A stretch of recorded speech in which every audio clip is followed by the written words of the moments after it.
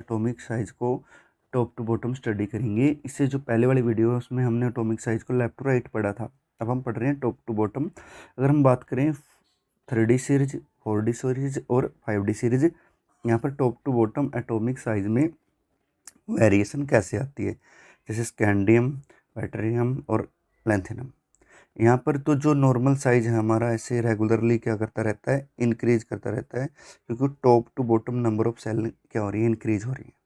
लेकिन जब हमारा ग्रुप नंबर 4 आता है तो यहाँ पर जो हमारी 3D सीरीज है और 4D सीरीज और 5D सीरीज है, यहाँ से यहाँ तक तो एटॉमिक साइज रेगुलरली हमारा क्या होता है, इंक्रीज होता है। लेकिन 4D सीरीज से 5D सीरीज के बीच में जो हमारा एटॉमिक साइज है वो लगभग क्या हो जाता है, कांस्टेंट हो जाता है।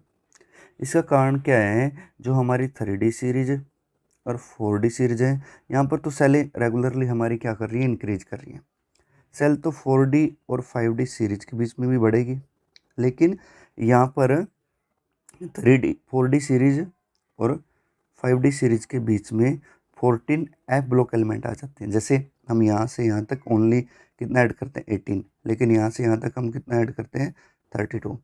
तो जो 18 के बाद हम ऐड करते हैं ना 14, तो टोटल कितना बन जाता है, 32। तो ये जो 14 एफ ब्लॉक एलिमेंट हैं between 4D series and 5D series, और जो हमारे एफ ब्लॉक एलिमेंट है उनकी स्क्रीनिंग क्या होती है, बहुत पुअर होती है। ये स्क्रीनिंग का ऑर्डर हमें पता ही है। तो एफ सब सेल अगर पुअर शील्डिंग प्रोवाइड करेगी तो जो हमारा है जेड इफेक्टिव बढ़ेगा। इससे पीछे वाली वीडियो में मैंने आप लोगों को बताया ही था, अगर स्क्रीनिंग अच्छी होगी तो जेड इफेक्टिव घटेगा, अगर स्क्रीनिंग हमारी पुअर होगी तो जेड इफेक्टिव बढ़ेगा। तो अब हम जैसे अगर बात करें, ये इनर मोस्ट सेल है N-2 एफ, और ये N-1 डी सेल है, और ये मान के चलो NS सेल है। अब यहाँ क्या होगा, पहले इलेक्ट्रॉन कहाँ एंटर करेंगे यहाँ, लेकिन एफ ब्लॉक की स्क्रीनिंग क्या है, बहुत पुअर है, ये अच्छे से स्क्रीन नहीं कर पाएंगे। अगर अच्छे से स्क्रीन नहीं कर पाएंगे तो जेड इफेक्टिव हमारा क्या हो जाएगा, इंक्रीज हो जाएगा, और जेड इफेक्टिव इंक्रीज होने से साइज हमारा क्या हो जाएगा, वो डिक्रीज हो जाएगा।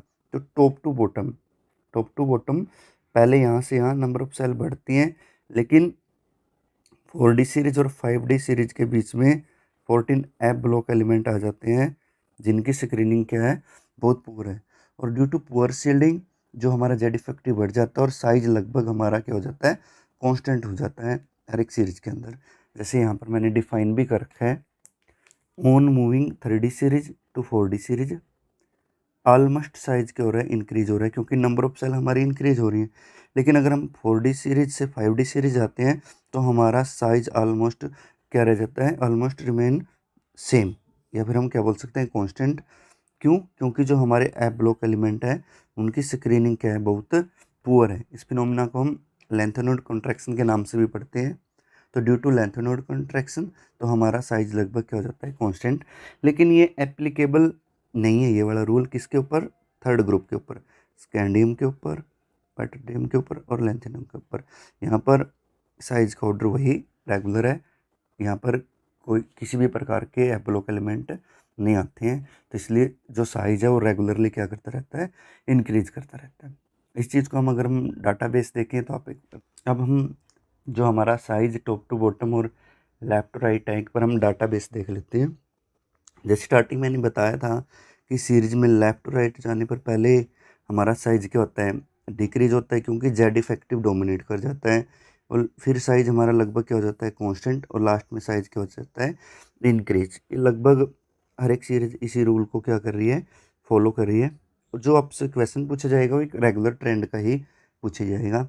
बोलेंगे भी फर्स्ट ट्रांजिशन सीरीज में पहले साइज डिक्रीज क्यों करता है, तो आप लोगों को पता ही है कि स्टार्टिंग में जेड इफेक्टिव डोमिनेट कर जाएगा, बीच में यहाँ पर जेड इफेक्टिव और स्क्रीनिंग कांस्टेंट दोनों इक्वल हो जाएंगे, लास्ट में स्क्रीनिंग कांस्टेंट डोमिनेट कर जाएगा। या अब हम ऐसे बोल सकते हैं, स्टार्टिंग में अट्रैक्शन डोमिनेट करेगी, फिर रिपल्सन और अट्रैक्शन दोनों इक्वल हो जाएंगे, और लास्ट में रिपल्सन डोमिनेट करेगी किसके ऊपर, अट्रैक्शन के ऊपर। वैसे टॉप टू बॉटम स्टार्टिंग में देखो साइज रेगुलरली हर एक सीरीज के अंदर क्या कर रहा है, इंक्रीज कर रहा है, जब हम मूव कर रहे हैं 3D सीरीज से 4D सीरीज, लेकिन 5D सीरीज से या फिर 4D सीरीज से 5D सीरीज तक यहाँ पर साइज लगभग क्या हो रहा है, हर एक केस में कांस्टेंट हो रहा है, क्योंकि जो 4D सीरीज है और 5D सीरीज है इसके बीच में 14 ऐप ब्लॉक एलिमेंट आते हैं और जिनकी स्क्रीनिंग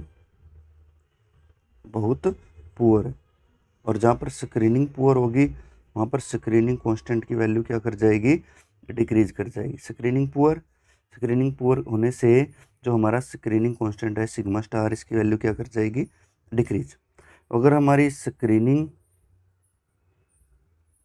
गुड होगी, अच्छी स्क्रीनिंग होगी, वहाँ पर जो सिग्मा स्टार की वैल्यू बढ़ जाएगी। और मैंने बताया भी था अगर हमारा जेड इफेक्टिव बढ़ रहा है तो वहाँ पर स्क्रीनिंग कांस्टेंट की वैल्यू क्या करेगी, डिक्रीज करेगी। ये इंक्रीज तो ये डिक्रीज। बाद मैं आप लोगों को थोड़ा एक्सप्लेन कर रहा हूँ भी लेंथेनॉइड कंट्रैक्शन होती क्या है। ये हमारी इनर मोस्ट सेल है, बिल्कुल अंदर की साइड वाली सेल है। फिर ये N-1D है और ये हमारी NS सेल है। अब देखो स्टार्टिंग में ये हमारा न्यूक्लियस है, इलेक्ट्रॉन यहाँ पर एंटर करेंगे, लेकिन जो F की स्क्रीनिंग है वो बहुत क्या है, पुअर है। तो इसका जो जेड इफेक्टिव है किस पे लगेगा, डी पे। डी में इलेक्ट्रॉन एंटर करेंगे, देखो डी की खुद की भी स्क्रीनिंग बहुत क्या है, पुअर है, इसकी भी स्क्रीनिंग पुअर है। ये तो अपने ही न्यूक्लियस को या अपने ही प्रोटॉन्स को सील्ड नहीं कर पा रहा अच्छे से, ये एक्स्ट्रा एफ के इलेक्ट्रॉन्स को कैसे सील्ड करेगा। तो धीरे धीरे लास्ट सेल के इलेक्ट्रॉन्स के ऊपर जेड इफेक्टिव है वो क्या कर जाता है, डोमिनेट कर जाता है। और जेड इफेक्टिव डोमिनेट करने से साइज हमारा क्या हो जाता है, कांस्टेंट। और इसी चीज़ को हम बोलते हैं लेंथेनाइड कॉन्ट्रैक्शन। लेंथेनाइड कॉन्ट्रैक्शन क्या है भाई, जो हमारा ही एफ सब सेल है उसके द्वारा बहुत ही पुअर शील्डिंग प्रोवाइड की जाएगी। और उस पुअर शील्डिंग प्रोवाइड होने से जो जेड इफेक्टिव है वो क्या कर जाता है, इंक्रीज। और जेड इफेक्टिव इंक्रीज करने से हमारा साइज लगभग क्या हो जाता है, कांस्टेंट हो जाता है। इसी चीज़ को हम लेंथेनॉइड कॉन्ट्रैक्शन बोलते हैं। अब इससे हमारा जो नेक्स्ट टॉपिक है वो रहेगा आयोनाइजेशन एनर्जी। और जो आयोनाइजेशन एनर्जी टॉपिक है ये भी हमारा बेस है लेंथेनॉइड कॉन्ट्रैक्शन के ऊपर। हमारा टॉपिक है आयोनाइजेशन एनर्जी।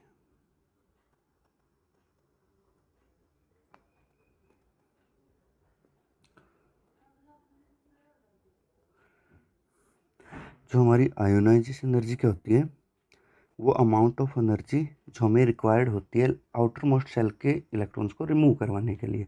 जो आयोनाइजेशन एनर्जी है वो हमारी डायरेक्टली प्रोपोर्शनल होती है जेड इफेक्टिव के, और इन्वर्सली प्रोपोर्शनल होती है हमारी साइज की। जो आयोनाइजेशन एनर्जी का कंसेप्ट है वो भी सारा का सारा हमारा जेड इफेक्टिव के ऊपर बेस है। दूसरा हमारा बेस है लेंथेनॉइड कॉन्ट्रैक्शन के बेस पे। वही सेम रीजन, जैसे हम अगर लेफ्ट टू राइट की बात करें, आयोनाइजेशन एनर्जी स्टार्टिंग में क्या करेगी, इंक्रीज करेगी, क्योंकि लेफ्ट टू राइट जो हमारा जेड इफेक्टिव है वो क्या कर रहा है, स्टार्टिंग में इंक्रीज। जब जेड इफेक्टिव इंक्रीज करेगा तो आयोनाइजेशन एनर्जी भी क्या करेगी हमारी, इंक्रीज। लेकिन यहाँ पर लगभग आकर जो हमारा साइज है वो क्या हो जाता है, कांस्टेंट, या जेड इफेक्टिव हमारा बराबर हो जाता है किसके, स्क्रीनिंग कांस्टेंट के। तो यहाँ पर आयोनाइजेशन एनर्जी लगभग हमारी कांस्टेंट हो जाएगी और लास्ट में आयोनाइजेशन एनर्जी बढ़ जाएगी। लेकिन यहाँ पर दो एक्सेप्शन है, एक तो एमएन के केस में और एक जिंक के केस में आयोनाइजेशन एनर्जी की जो मात्रा है ना वो बहुत अधिक होती है, बहुत अमाउंट अधिक होती है आयोनाइजेशन एनर्जी की। इसका कारण क्या है, जो हमारा मैग्नीज और जिंक है यहाँ पर इलेक्ट्रॉन कॉन्फ़िगरेशन 3d5 है और यहाँ पर इलेक्ट्रॉन कॉन्फ़िगरेशन 3d10 है। और जब भी कोई एलिमेंट अपनी कॉन्फ़िगरेशन हाफ फील्ड या फुल फील्ड बना लेता है तो उसकी स्टेबिलिटी बढ़ जाती है। और जहाँ पर कोई भी सब्सटेंस स्टेबल होगा तो उसकी जो स्टेबिलिटी है वो डायरेक्टली प्रोपोर्शनल हो जाएगी उसकी आयोनाइजेशन एनर्जी के। इसलिए मैग्नीज और जिंक के केस में वेरिएशन बहुत अधिक होती है। देखो यहाँ से यहाँ तक बढ़ती है लेकिन यहाँ पर बहुत अधिक बढ़ती है, यहाँ कांस्टेंट हो जाती है लेकिन यहाँ घट जाती है। लेकिन जिंक के केस में एट ए टाइम क्या हो जाती है, वो बढ़ जाती है। ऐसे ही अगर हम आयोनाइजेशन एनर्जी की बात करें top to bottom 3D series में, 4D सीरीज में और 5D सीरीज में, तो स्टार्टिंग में अगर हम पहले यहाँ की बात करें, यहाँ तो जो हमारा थर्ड ग्रुप है रेगुलरली आयोनाइजेशन एनर्जी डिक्रीज करेगी, क्योंकि जो साइज है वो हमारा यहाँ पर क्या कर रहा है, इंक्रीज। अगर साइज इंक्रीज करेगा तो आयोनाइजेशन एनर्जी डिक्रीज करेगी।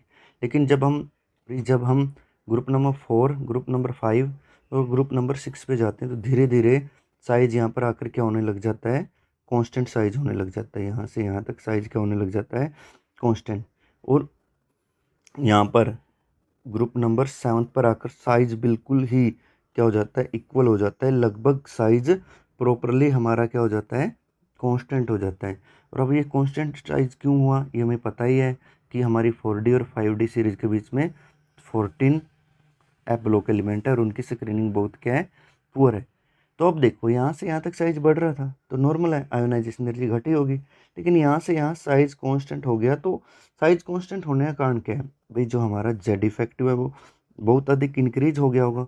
और जेड इफेक्टिव इंक्रीज होने का मतलब क्या है, हमारी आयोनाइजेशन एनर्जी भी क्या कर गई होगी, इंक्रीज कर गई होगी। तो इसलिए अगर हम बात करें जिस एनर्जी की 3D सीरीज है 4D सीरीज, वही साइज इंक्रीज होता है, मतलब साइज हमारा डोमिनेट कर जाता है किसके ऊपर, जेड इफेक्टिव के ऊपर।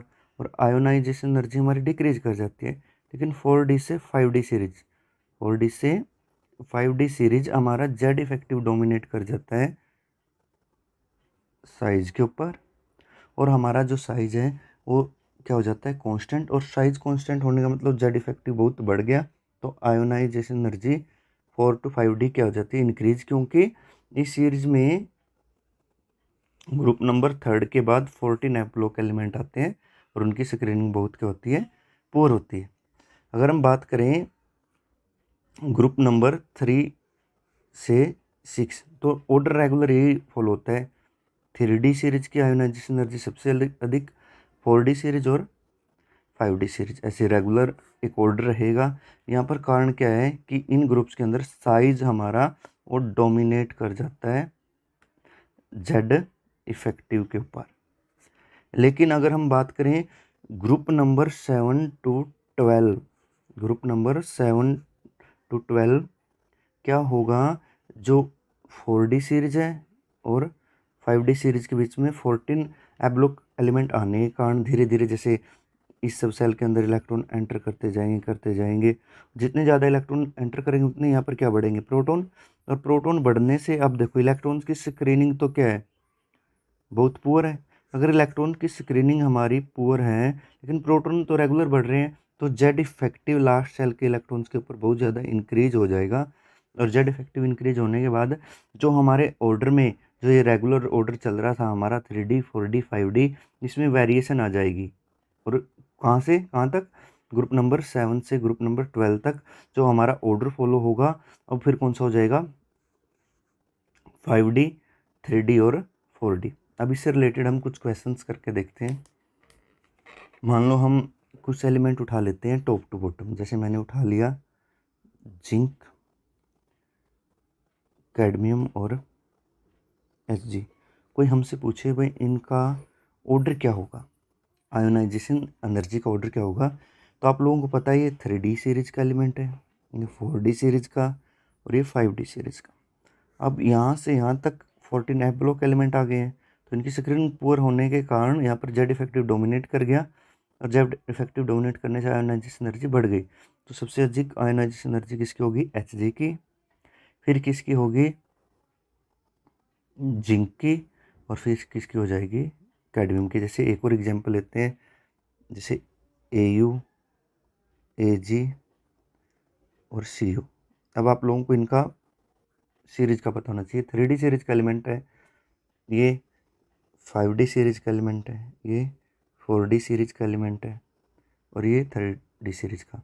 अब इसका ग्रुप नंबर चेक कीजिए। अब ग्रुप नंबर इसका कौन सा है, हमारी सीरीज का ग्रुप नंबर होगा 11th। और 11th ग्रुप में रूल कौन सा लगता है, 3D 4D और 5D में से सबसे अधिक किसकी होती है, 5D की, फिर 3D की और फिर 4D की। तो ऑर्डर क्या रहेगा, 5D 3D और 4D। तो ऐसे इनको अरेंज कर लो। सबसे अधिक किसकी होगी, Au की, फिर किसकी होगी Cu की, और फिर किसकी होगी Ag की। हम आयोनाइजेशन एनर्जी से रिलेटेड कुछ क्वेश्चंस को कर लेते हैं। जैसे हमने इस ग्रुप की आयोनाइजेशन एनर्जी का ऑर्डर बनाना है, तो आपको इसका ग्रुप नंबर पता होना चाहिए। इसका ग्रुप नंबर कौन सा है? जैसे स्कैंडियम टाइटेनियम, तो ग्रुप नंबर कौन सा हो जाएगा इसका? 4th। और 4th ग्रुप में ऑर्डर कौन सा लगेगा? 3D, 4D और 5D। तो सबसे अधिक यहाँ पर, फिर यहाँ और फिर यहाँ आयोनाइजेशन एनर्जी का ऑर्डर बन जाएगा। लेकिन अगर हम बात करें क्रोमियम वाले ग्रुप में, तो इसका जो ग्रुप नंबर है वो क्या है? 6 से अधिक होगा, क्योंकि क्रोमियम आप लोग वैसे लिख के भी देख सकते हो, scandium, titanium, vanadium, chromium, manganese, 3rd, 4th, 5th। इसका ग्रुप नंबर क्या है? 6 है। अगर ग्रुप नंबर 6 है तो ऑर्डर क्या लग जाएगा? ये वाला। और लेकिन अगर हम मैग्नीज के बाद आयरन, कोबाल्ट और निकल, निकल का ग्रुप नंबर कौन सा हो जाएगा? 3rd, 4th, 5th, 6th, 7th, 8th, 9th और 10th। ग्रुप नंबर 10th है। तो इस केस में तो हम कौन सा कंसेप्ट लगाएंगे? अब ये 7 से अधिक हो गया, तो यहाँ पर कौन सा तरीका लगेगा? 5D, 3D और 4D। सबसे अधिक आयोनाइजेशन एनर्जी किसकी होगी? पीटी की। इसका पहला नंबर होगा, यहाँ पर सेकंड नंबर, यहाँ पर होगा 3rd नंबर। आप आयोनाइजेशन एनर्जी का ऑर्डर तो सीख ही गए होगे। मैंने एक क्वेश्चन और करवाया था आपको, Ag, Au और Cu। मैंने बताया था यहाँ पर इसका नंबर फर्स्ट होगा, यहाँ नंबर सेकंड होगा, क्योंकि ये 5D सीरीज का एलिमेंट है, ये 3D का, ये 4D का। अब देखो यहाँ से आइडिया भी लग सकता है, जो Au की एनर्जी हाईएस्ट है, तो इसलिए इसकी स्टेबिलिटी भी क्या है? मैक्सिमम है। और रिएक्टिविटी क्या है? मिनिमम है। इसलिए इसका ज्वेलरी वगैरह के अंदर प्रयोग किया जाता है। और इनको हम कॉइनेज मेटल्स भी बोलते हैं। कॉइनेज मेटल्स मतलब इनके पुराने ज़माने में क्या बनाए जाते थे? कॉइन्स बनाए जाते थे, सिक्के बनाए जाते थे। कॉइनेज मेटल्स पे एक क्वेश्चन भी आया था, शायद आईआईटी में आया था। उस क्वेश्चन में क्या पूछा गया था? भी कौन सी दो कॉइनेज मेटल्स का साइज इक्वल है? तो अब सबसे पहले तो क्वेश्चन यही है, कॉइनेज मेटल्स क्या होती हैं? तो कॉइनेज मेटल होती है Ag, Au और Cu। तो आप लोगों को पता होना चाहिए साइज कांस्टेंट कहाँ जाता है? 4D से 5D के बीच में। तो कौन सी? ये 4D और ये 5D। तो उसका आंसर क्या था? Ag और Au। इतना ही।